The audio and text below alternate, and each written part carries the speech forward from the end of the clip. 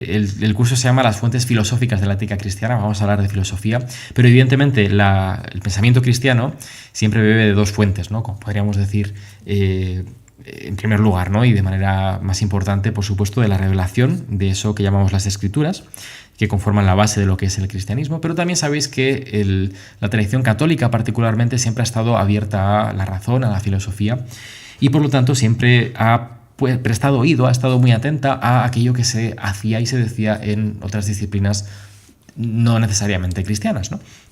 Y entonces nos interesa mucho esa intersección y esa fusión de influencias, si queréis, que vamos a tener entre una revelación divina y diferentes ideas filosóficas que van a estar conformando diferentes momentos de la historia del cristianismo y que me gustaría entrar a comentar, ¿no? Me gustaría que desarrolláramos cierto olfato para saber identificar ciertas tradiciones éticas y cómo nos afectan a nosotros en nuestro día a día, ¿no? Si uno es creyente, pues cómo le puede informar en su forma de vivir la fe, pero también pues, si alguien no es creyente, para que entienda cómo se reflejan esas tradiciones y escuelas filosóficas en un marco muy concreto que es el del cristianismo, ¿vale? Esa es un poco la idea de base, esta combinación de ambos enfoques, prestando la atención a la filosofía.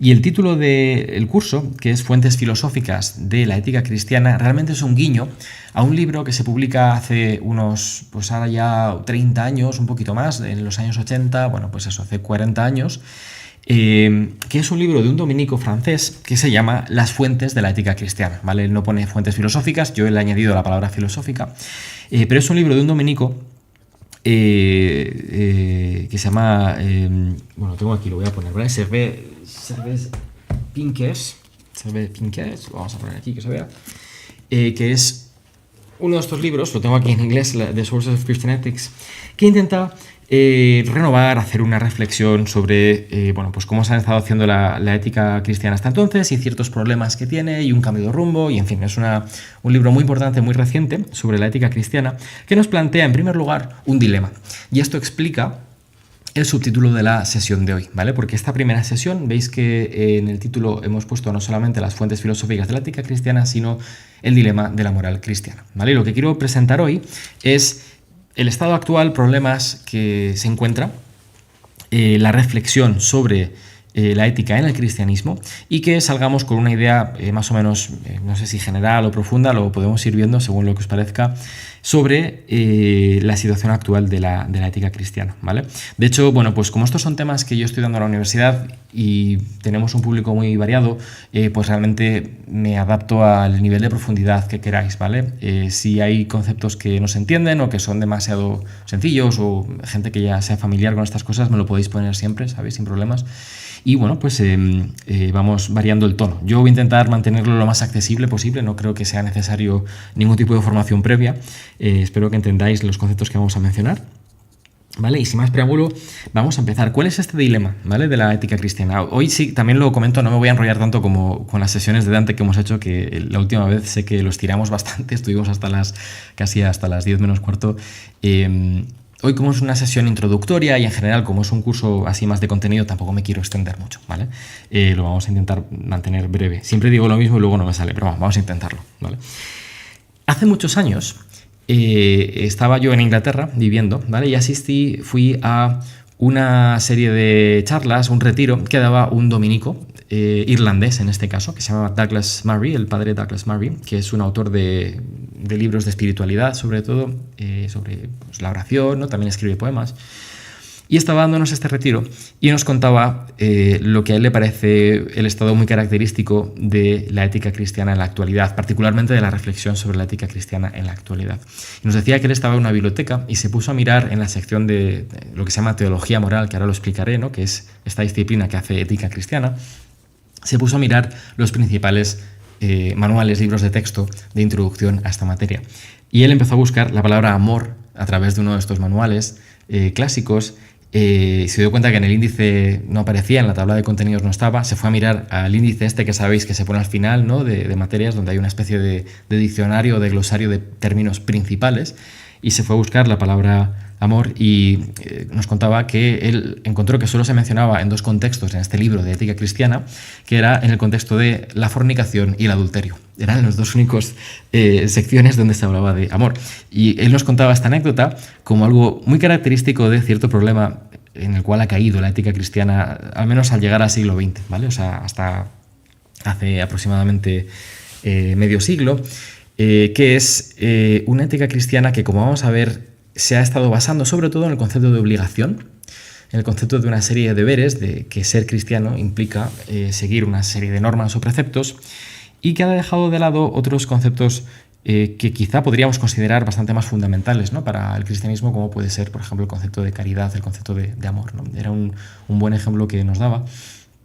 Y entonces, pues quiero que entendamos esta situación en la cual, cuando una persona piensa en ética cristiana o en moral cristiana, lo primero que le viene a la mente es una serie de preceptos o de normas que debe cumplir y que no tienen una justificación demasiado clara de por qué tengo que estar siguiendo yo esta serie de normas, leyes, preceptos, obligaciones. Que es la situación que, bueno, pues el Concilio Vaticano II, en la segunda mitad del siglo XX, intenta cambiar, intenta renovar, y de ahí viene un poco esta idea de la vuelta a las fuentes, ¿vale? La vuelta a las fuentes, que en teología siempre ha significado, bueno, pues vamos a volver a la Biblia, a la Escritura, como la fuente principal de la que brota el cristianismo, y a los cristianos de los primeros siglos, sin necesariamente abandonar la tradición cristiana, obviamente, ¿no? Pero intentar renovar nuestra reflexión proveyéndonos de nuevas o de viejas fuentes que a lo mejor hemos olvidado. Y el tema de este curso va un poco sobre eso, ¿no? Esa renovación de fuentes. Comienzo aclarando dos términos básicos, ¿vale?, de introducción, para que entendáis. He estado utilizando el término ética cristiana de manera no muy distinguida, no muy diferenciada, y luego he mencionado el concepto de teología moral, ¿vale? Simplemente quiero que sepamos, que entendamos que a nivel de disciplinas filosóficas y teológicas, el sentido técnico en el que se suele hablar de ética, tenemos el concepto de lo que se llama filosofía moral, que es una disciplina filosófica, y teología moral, que es una disciplina teológica, como los nombres indican, y ambas se dedican o se ocupan de una cosa que llamamos ética, ¿vale? ¿Qué diferencia entre todos estos términos? Una breve aclaración inicial, ¿vale? Bueno, pues hay muchas formas de distinguirlos, obviamente, ¿no? Hay muchas clasificaciones, pero la forma más sencilla que yo les suelo proponer a mis estudiantes es la siguiente, que es entender los conceptos de moral y de ética como conceptos que no son intercambiables. Una distinción que se suele hacer es la siguiente idea: todas las personas, todas las comunidades humanas tienen que dar respuestas a preguntas prácticas sobre cómo vivir su día a día, ¿vale? Y no me refiero solamente a preguntas prácticas sobre, pues no sé, pagar las facturas o poner la lavadora, cosas mundanas o cotidianas, sino preguntas sobre cómo nos relacionamos unos con otros, si he tratado bien o he tratado mal a una persona o no, pero también cómo consigo yo mejorar o crecer como persona, no solamente en relación con otros, sino en relación conmigo mismo, etc. Es decir, una serie de preguntas que tienen carácter moral y sobre las cuales pues bueno, no somos filósofos, no tenemos un sistema montado o inventado, de manera que vamos pues sacando respuestas muchas veces sobre la marcha, sin reflexionar sobre ellas.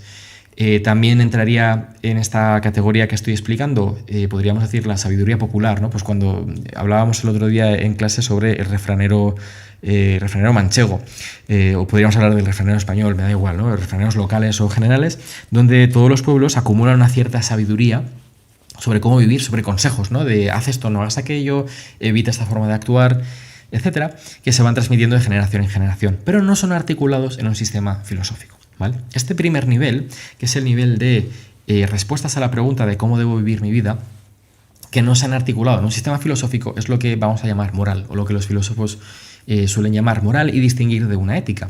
¿Qué es una ética en distinción de una moral? Una ética es un sistema que intenta articular explícitamente esos principios por los cuales yo me guío en mi conducta y que están implícitos o que son intuitivos, que no articulo en un sistema, en eso que llamamos moral, ¿vale? El sustrato básico es el de la moral, es decir, la necesidad de tener una experiencia básica vivida, y sobre esa experiencia básica, por el propio hecho de que somos humanos y vivimos nuestras vidas y tenemos que dar respuesta a preguntas prácticas, los filósofos construyen sistemas llamados, que vamos a llamar ética, ¿vale?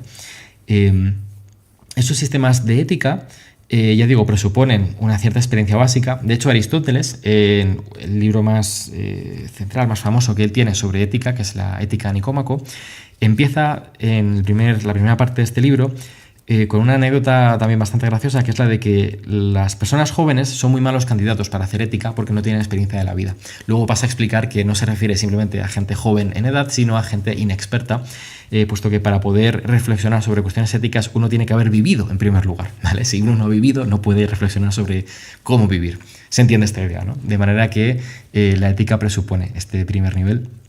Y bueno, la ética, pues bueno, los filósofos llaman a la ética también filosofía moral, es decir, una reflexión filosófica sobre la moral, es decir, ética, que es, como ya digo, el intento por hacer explícitos los principios que rigen en nuestra experiencia vivida, y no solamente hacerlos explícitos, sino de hecho hacerlos coherentes, sistemáticos, e incluso proponer ideas que transformen nuestra forma de vivir.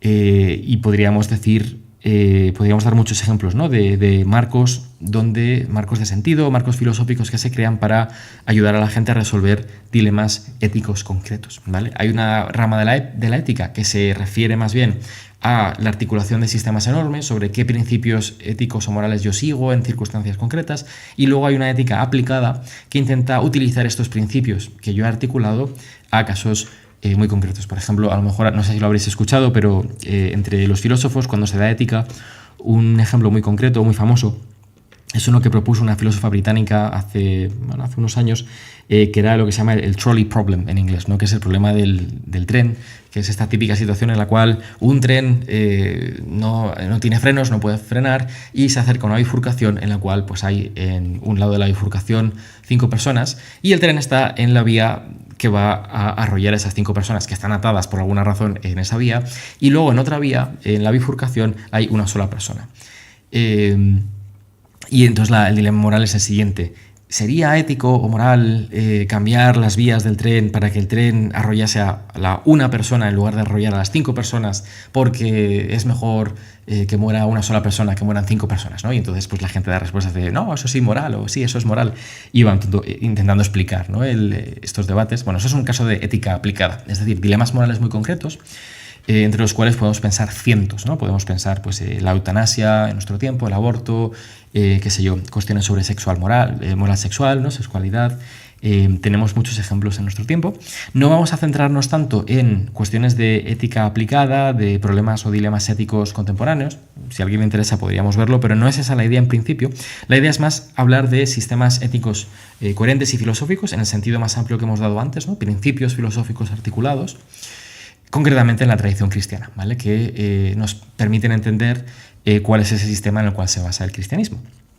Y esto, como ya digo, tiene una vertiente filosófica, pero también tiene una vertiente teológica, por la sencilla y obvia razón de que cuando hablamos de ética cristiana no solamente estamos hablando de una reflexión racional, es decir, lo que los filósofos o las personas reflexionan sobre su experiencia, sino la reflexión sobre la experiencia moral, sobre nuestra experiencia vivida, de vivir, a la luz de la revelación divina. Es decir, el cristianismo la Iglesia es receptora de una revelación que está conformada en las escrituras, la vida propia de la Iglesia, las prácticas, ¿no? la liturgia, los sacramentos, y ese depósito que tiene la Iglesia ilumina esa reflexión racional que hacemos.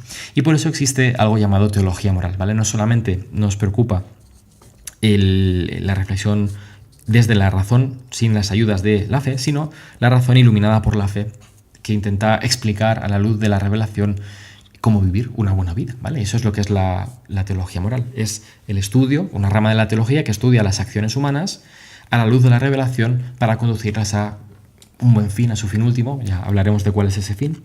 Y con esto podemos distinguir estas dos ramas que van a estar en constante comunicación y de las cuales vamos a ir saltando de una a otra. A mí me interesa obviamente más la parte filosófica, pero inevitablemente al hablar de ética cristiana tenemos que hacer referencia siempre, ¿no? Por supuesto, a esas fuentes reveladas que van a configurar el tipo de reflexión que hagamos, ¿vale? Bueno, este es mi primer gran punto, mi primera gran idea que quería avanzar, esta distinción.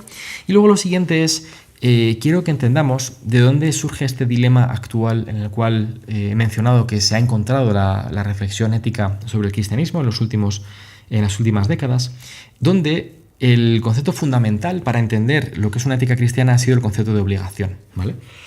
El concepto de obligación moral, concretamente, es decir, el concepto de que una ética consiste en una serie de preceptos sobre acciones que yo estoy obligado a realizar acciones que están prohibidas, que yo no puedo realizar, y acciones que están permitidas, puesto que no hay nada que determine si se pueden o no se pueden hacer esas acciones, ¿vale? Espero que te haya gustado este extracto del curso Fuentes Filosóficas de la Ética Cristiana. Si quieres tener acceso al curso completo, conviértete en Patreon de La Encrucijada a través del enlace que ves en pantalla o de la dirección patreon.com/La Encrucijada. Esto te dará acceso anticipado y sin anuncios a todos los episodios del podcast, además de al chat de la comunidad, materiales de estudio y encuestas sobre futuros contenidos del canal. Muchas gracias y nos vemos en La Encrucijada.